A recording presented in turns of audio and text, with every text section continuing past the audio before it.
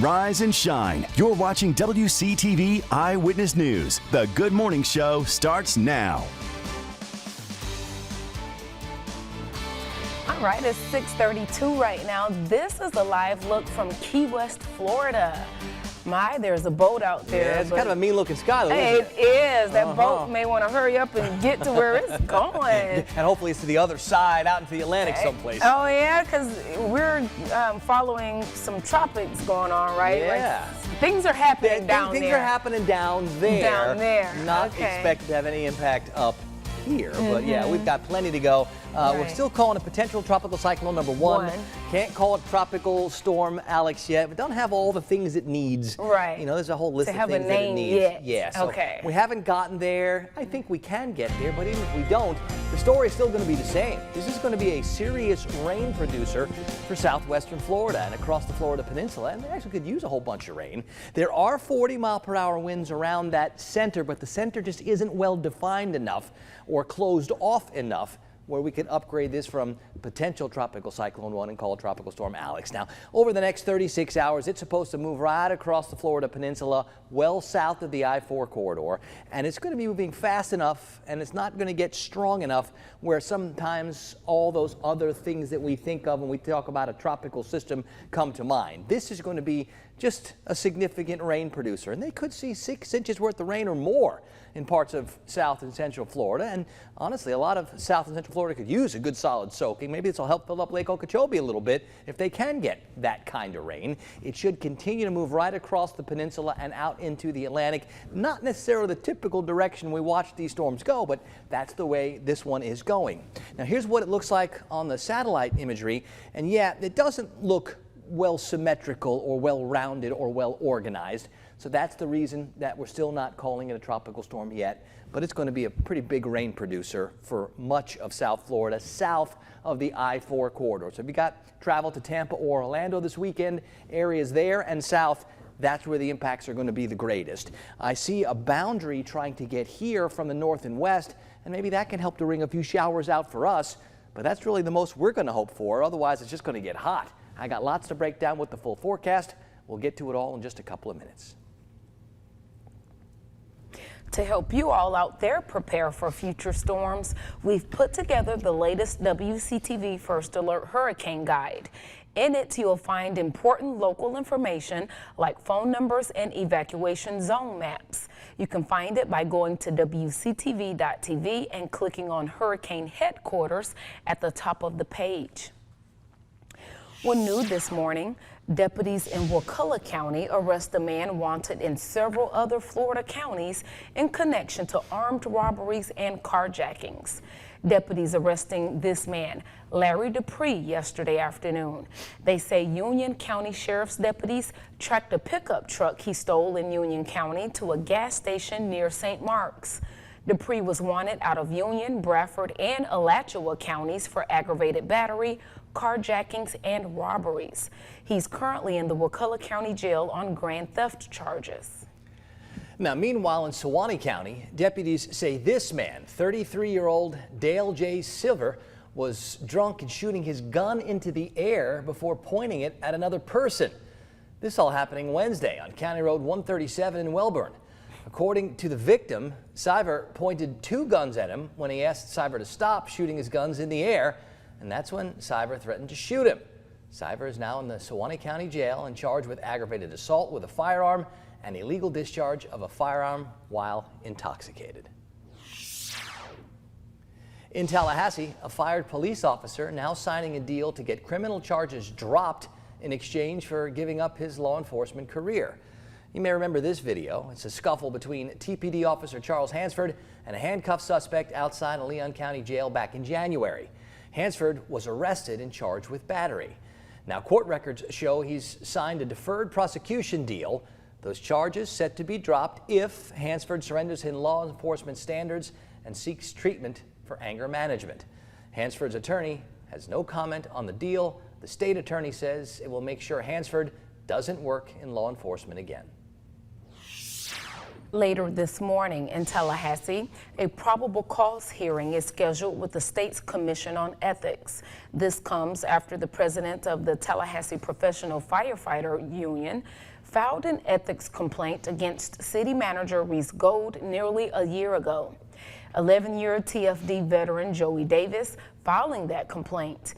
He claims Gold used bully tactics on department supervisors following a request for public records pertaining to the city's fire services fee. The hearing is set for 10 a.m. at the Tallahassee Courthouse. We'll make sure to update you on the outcome both on air and online at WCTV.tv. Now in Tallahassee, deputies with Leon County Sheriff's Office spending yesterday learning how to respond to an active shooter situation at a school. The annual training coming 9 days after the deadly school shooting that killed 19 children and 2 teachers in Texas. Yeah, our Brandon Spencer was able to get an up-close look and has more. These school walls at Gretna Elementary School were the site of an active shooter training where LCSO deputies were preparing for the worst. This situation looks very real. Deputies, guns at the ready, looking to track down a school shooter. Thankfully, this isn't real, but the simulation preparing Leon County deputies to meet that real-world threat head-on. We're hoping that through repetition, through working, through real scenario-based training and what we call force on force, using simulation rounds, giving someone kind of an idea of what they would be faced with in an active shooting situation. The training to make sure deputies are prepared for anything. There's a bunch of rooms where we don't know where we're going, so we rely on, we could use the victims, but basically once we hear shots fired, I mean, we're stopping the bad guy and making sure that we save the day, basically. A mindset Sergeant Wallace hopes repetition can help. We're hoping that if we give them reps and confidence in their training and their abilities and their tactics, we hope that that will kind of help us equalize that fear, because we all know that we can fight through fear, but we have to have confidence in our abilities. And if a situation like this were to happen in real life, the Consolidated Dispatch Center notifies all agencies to report to the scene where officers will work to stop the shooter. This is just a small piece of the puzzle. Yes, we are prepared to respond to it, but what we're trying to do is get out in front of it. All communities want to get out in front of it, and I think we're no different. The city of Gretna allowing law enforcement to use this elementary school as a site for their training, putting up signs like this to ensure that everyone involved is safe. Reporting in Gretna, Brandon Spencer, WCTV Eyewitness News. And LCSO telling Brandon about 24 deputies, all part of the training. In national news, President Biden delivered a rare evening address to the nation from the White House last night, addressing the recent spike in mass shootings. In an emotional plea, he urged Congress to enact more strict gun control measures. CBS's Bradley Blackburn is in New York with details. Speaking from the White House with lines of candles as his backdrop, President Biden called on Congress to take action against gun violence following recent mass shootings across the country, including a New York supermarket, a Texas elementary school, and an Oklahoma hospital campus. After Columbine, after Sandy Hook, after Charleston, after Orlando, after Las Vegas, after Parkland, nothing has been done. Among the changes Mr. Biden wants to see, a ban on assault weapons and high-capacity magazines, stronger background checks, and new red flag laws. And if we can't ban assault weapons, then we should raise the age to purchase them from 18 to 21. The last time Congress passed major gun legislation was nearly 30 years ago with the assault weapons ban, but that expired in 2004. The Protecting Our Kids Act. Yesterday, House Republicans pushed back against a proposal by Democrats that includes many of the president's priorities, saying it is a threat to the Second Amendment.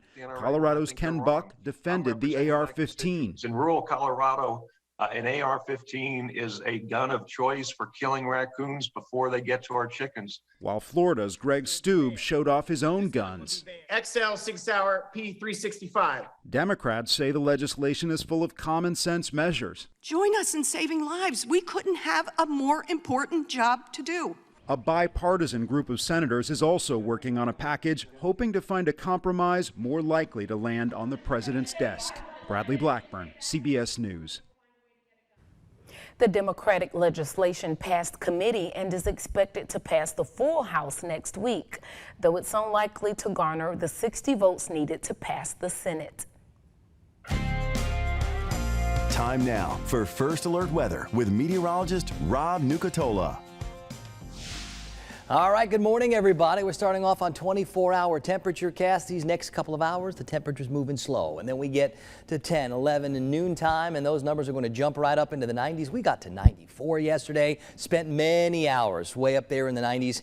And we're likely going to do that again today because it's probably going to be much later into the afternoon or even the evening before we start talking about our shower chances. And while I do think today our shower chances about as good as they've been or are going to be, it's still not great, and it's not an everybody gets wet kind of setup for us. Now, our focus is actually on what's coming here from the west, not all of the stuff that's going on down to the south.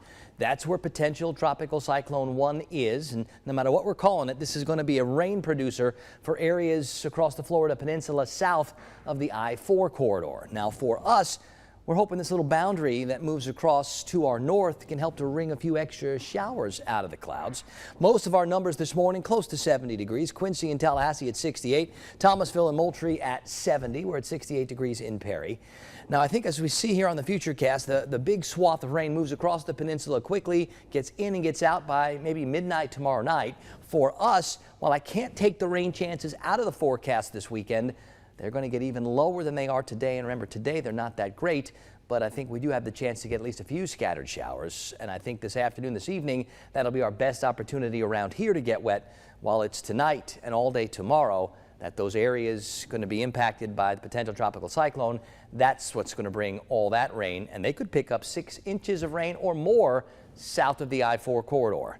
For us on the Gulf, things maybe get a little bit breezy. Winds start north, turn south 8 to 16, and seas 2 to 4 feet. It's 60s and 70s this morning. A little bit of patchy fog, seen a couple of spots east where the visibility briefly drops below 1 mile. This afternoon, we'll put the rain chances 40, maybe 50%. I still expect to see those temperatures in the lower to mid 90s and likely sitting there for several hours. We'll go with partly cloudy, maybe mostly sunny skies, giving way to more clouds later on. Tonight, back near 70. The clouds stick around, but I think we start to clear up a little bit more over the weekend.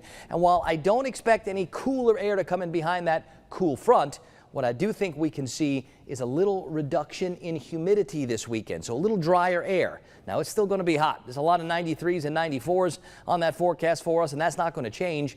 But I think Saturday and Sunday, maybe a little less muggy, icky, sticky, humid. I think the humidity comes back next week. Hopefully we can start to ratchet up those rain chances. We are officially at that point in the year where we count on those showers to cool things down. And when we don't get them, it gets hot and stays hot. And all that talk about the tropics, something we'll continue to keep our eyes on, but nothing that's expected to impact our forecast locally.